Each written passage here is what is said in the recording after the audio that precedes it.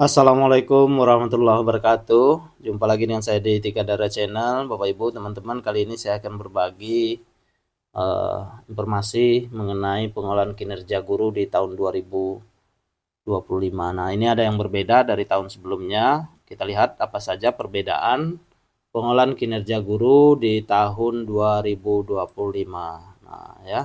Kita cek.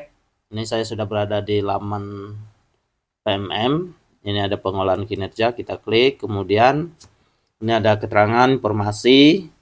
Mulai tahun 2025 pengolahan kinerja akan menjadi lebih sederhana dan lebih bermakna. Yang berubah itu ada 3. Yang pertama itu masalah pengembangan kompetensi yang selama ini berbasis poin. Untuk tahun 2025 tidak lagi berbasis poin, tapi berbasis refleksi. Kemudian poin yang kedua adalah bukti dukung dan dokumen akuntabilitas tidak lagi perlu diunggah di sistem. Kemudian yang ketiga adalah periode tidak lagi 2 kali dalam setahun.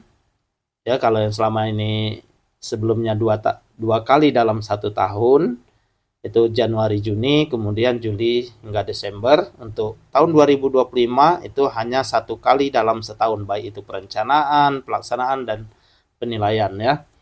Tapi untuk penilaian periodiknya tetap seperti yang sebelumnya. Kita cek detailnya ya. Nah, ini apa saja yang berubah. Yang kalau sebelumnya ada poin pengembangan kompetensi, untuk 2025 nanti tidak ada poin pengembangan kompetensi. Pegawai dan atasan lebih fokus mengejar poin, itu yang sebelumnya. Yang akan datang untuk tahun 2025 ini tidak ada lagi poin realisasi kegiatan pengembangan kompetensi ya. Kemudian poin tidak sepenuhnya menggambarkan dampak ketuntasan kegiatan terhadap satuan pendidikan atau peserta didik. Ini yang sebelumnya. Ke depan pegawai mengisi refleksi setelah melaksanakan kegiatan sebagai bahan dialog kinerja bersama atasan. Berikutnya unggah dokumen di sistem. Nah, kalau sebelumnya pegawai perlu mengunggah banyak dokumen pengembangan kompetensi, dokumen akuntabilitas serta tugas tambahan. Ke depan tidak perlu unggah dokumen di sistem ya.